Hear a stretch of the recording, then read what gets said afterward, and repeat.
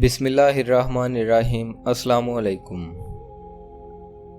مغلیہ خاندان کے زوال کے بعد ہندوستان میں مرہٹوں نے خوب ادھم مچایا اور کئی علاقوں پر قابض ہو گئے اور مسلمانوں پر ظلم و ستم شروع کر دیا۔ اس زمانے میں افغانستان پر احمد شاہ ابدالی حکومت کرتا تھا۔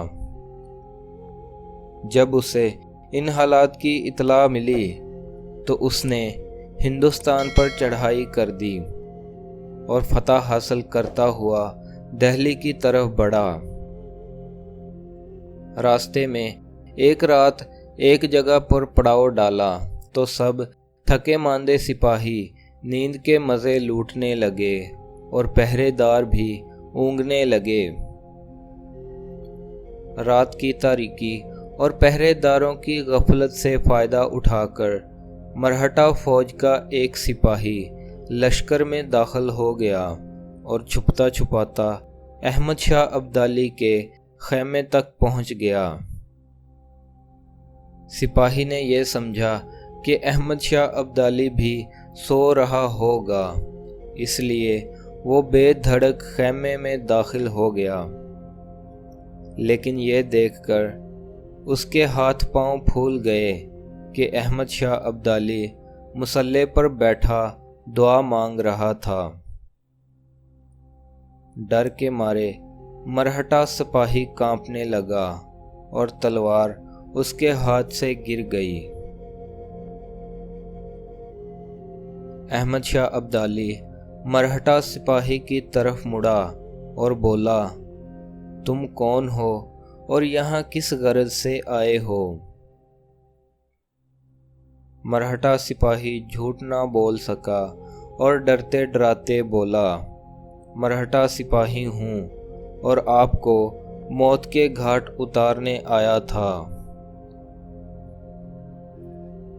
احمد شاہ ابدالی نے یہ سن کر تلوار زمین سے اٹھا کر اس کے ہاتھ میں دے دی اور بولا، تو پھر اپنا کام کرو، سوچ کیا رہے ہو؟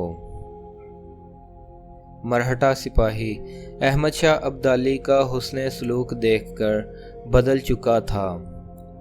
وہ فوراً احمد شاہ ابدالی کے قدموں میں گر گیا اور بولا، مجھے یقین ہے کہ تمام مرہٹا فوج بھی آپ کا کچھ نہیں بگاڑ سکتی، آپ میری خطا معاف کر دیں۔